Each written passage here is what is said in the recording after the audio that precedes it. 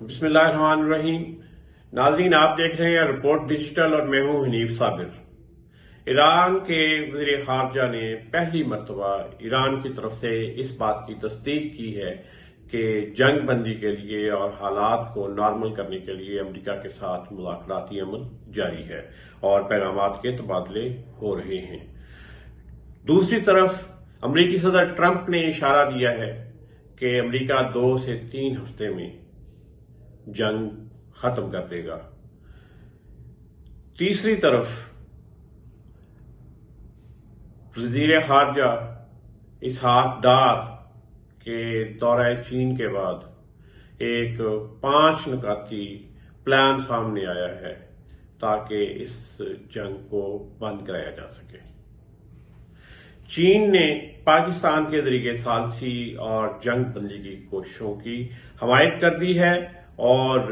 خود اس مذاکرات کا براہ راست حصہ نہیں بن رہا۔ اس کا مطلب ہے کہ چین بھی اپنے تمام پتے پاکستان کے ذریعے ہی کھیلے گا۔ ایران کے وزیر خارجہ عباس اراغچی نے اپنے حالیہ انٹرویوز میں خاص طور پر الجزیرہ کو دیے گئے انٹرویو میں کہا ہے کہ امریکہ کے ساتھ بالواسطہ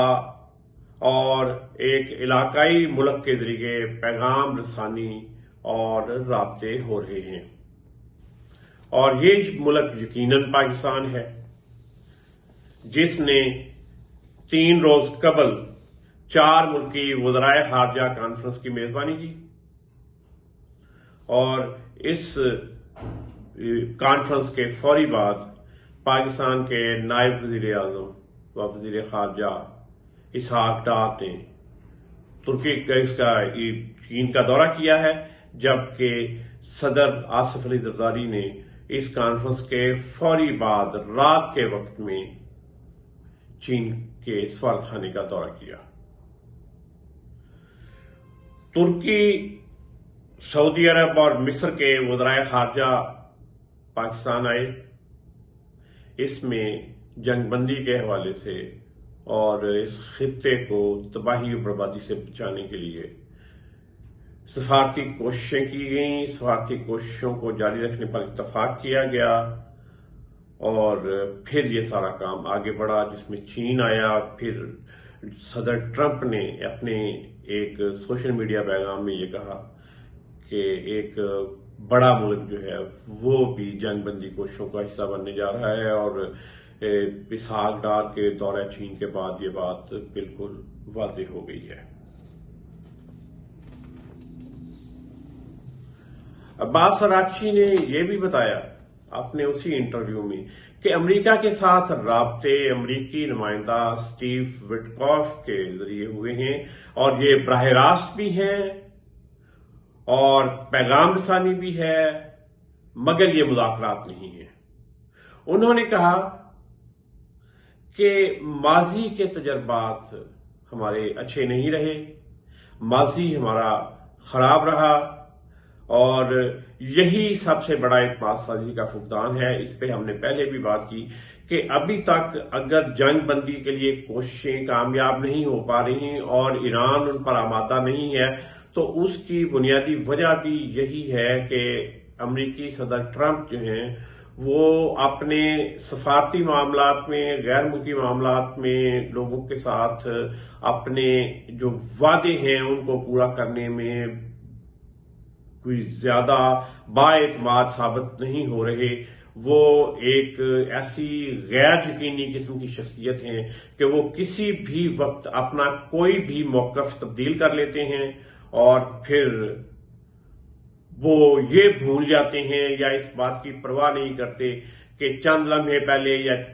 چند دن پہلے ان کا موقف کیا تھا، اور پھر وہ نئی کہانی، نئی واردات، نئی چیزوں پہ آ جاتے ہیں، اور یہی اعتماد سازی کا فقدان ہے۔ اور یہی بات 4 ملکی وزرائے خارجہ کانفرنس میں جو اسلام آباد میں ہوئی اس میں بھی سامنے آئی کہ آخر کوئی ایک ایسا ملک، کوئی ایسی طاقت تو ضرور ہونی چاہیے جو ٹرمپ کو راہ راست پہ رکھ سکے، جو ٹرمپ کو اس بات پر مجبور کرے کہ وہ اپنا موقف بار بار نہ بدلیں کہ اگر وہ ایک دفعہ جنگ بندی پر آمادہ ہو جاتے ہیں تو پھر یہ نہ ہو کہ جنگ بندی ہونے کے بعد وہ پھر اس کے نکات سے اور اس میں طے پا جانے والی چیزوں سے انکاری ہو جائیں۔ اسی لیے پھر ایران بھی ابھی تک اس کا حصہ نہیں بن پا رہا، کیونکہ یہ اعتماد کا فقدان جو ہے وہ کسی صورت بھی ایران کو امریکہ پر اور خاص طور پر صدر ٹرمپ پر اعتماد نہیں دے رہا کہ وہ جو ہے اعتماد نہیں دے رہا کہ وہ ان مذاکرات کا حصہ بنے۔ ایک اور چیز کہ اگر ہم دیکھتے ہیں کہ اسحاق ڈار کے دورہ بیجنگ کے دوران کیا ہوا، تو اسحاق ڈار کے دورہ بیجنگ کے بعد ایک 5 نکاتی امن پلان سامنے آیا ہے۔ اس میں فوری جنگ بندی، مذاکرات اور خطے میں استحکام پر زور دیا گیا ہے۔ اس پلان میں یہ کہا گیا ہے کہ شہریوں کا تحفظ ہونا چاہیے، شہریوں کو نشانہ نہیں بننا چاہیے، انفراسٹرکچر کا تحفظ ہونا چاہیے، انفراسٹرکچر کو نشانہ نہیں بننا چاہیے، نیوکلیئر تنصیبات کی حفاظت ہونا چاہیے، اس کو محفوظ رہنا چاہیے۔ نیوکلیئر تنصیبات پر حملہ تابکاری اور دیگر مسائل کا اور تباہی و بربادی کا باعث بن سکتا ہے اور ایک نہ ختم ہونے والی جنگ کو شروع کر سکتا ہے، اس لیے ان کی حفاظت بھی ہونی چاہیے۔ اور یہ کہ آبنائے ہرمز میں جہاز رانی جو ہے اس کو بحال ہونا چاہیے اور وہ ان انٹرپٹڈ ہونی چاہیے، اس میں کوئی رکاوٹ نہیں آنی چاہیے۔ اس کے بعد چین نے پاکستان کی ثالثی کوششوں کی بھرپور حمایت کی ہے اور وہ اس مذاکراتی عمل کا براہ راست حصہ نہیں بن رہا، بلکہ وہ تمام چیزیں جو ہیں اپنی شرائط یا اس مذاکرات کے عمل میں شرکت جو ہے وہ پاکستان کے ذریعے ہی رکھے گا۔ یوں اس دورہ سے پاکستان کی ہائی ویلیو ڈپلومیسی جو ہے اس کی اہمیت ظاہر ہو رہی ہے، اور جو لوگ یہ کہتے ہیں کہ جی نہیں جی یہ تو ایسے ہی کہانی ہے، یا جس طرح کی انڈیا میں فضولیات اس کے بارے میں کہی جا رہی ہیں، یا پاکستان کے اندر بھی کچھ لوگ یہ کہہ رہے ہیں، اس طرح کی آوازیں اٹھا رہے ہیں کہ ایسا نہیں ہے، تو ان کو پھر ایک دفعہ یہ اس دورے سے یہ میسج ان کو چلا گیا ہے کہ اب چین بھی پاکستان کے ذریعے ہی اس مذاکراتی عمل کا، اس ثالثی عمل کا حصہ ہوگا۔ ایران پہلے ہی پاکستان کے ذریعے کر رہا ہے، اور یقیناً جو ایران کی شرائط امریکہ کو دی گئیں اور جو امریکہ کی شرائط ایران تک پہنچائی گئیں اور اس ساری رابطہ کاری کو، اس کا سارا عمل بھی پاکستان کے ذریعے ہی ہوا ہے۔ یوں پاکستان ایک بہت اہم پوزیشن پہ سفارتی طور پر اس وقت موجود ہے، اور پاک چین دوستی اور پاک چین تعلقات جو ہیں یہ پاک چین سفارتی بلاک کی حیثیت اختیار کر رہے ہیں، اور یہ پاک چین سفارتی بلاک جو ہے یہ اس میں اب سعودی عرب، ترکی اور مصر بھی شامل ہو رہے ہیں، اور آگے چل کے اگر یہ مذاکراتی عمل کامیاب ہوتا ہے تو یقینی طور پہ ایران بھی اس سفارتی بلاک کا حصہ بننے جا رہا ہے۔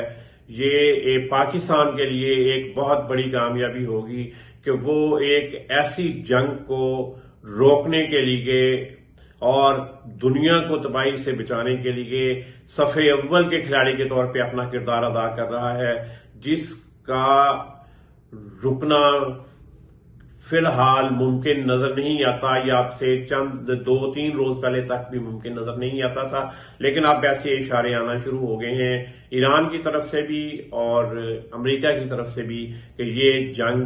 جلد ختم ہوگی اور دنیا مزید تباہی سے بچے گی۔ ہم بھی امید کرتے ہیں کہ یہ کوششیں کامیاب ہوں گی، پاکستان اپنی ان کوششوں میں اور اس ثالثی میں سرخرو ہوگا۔ دیکھتے رہیے رپورٹ ڈیجیٹل۔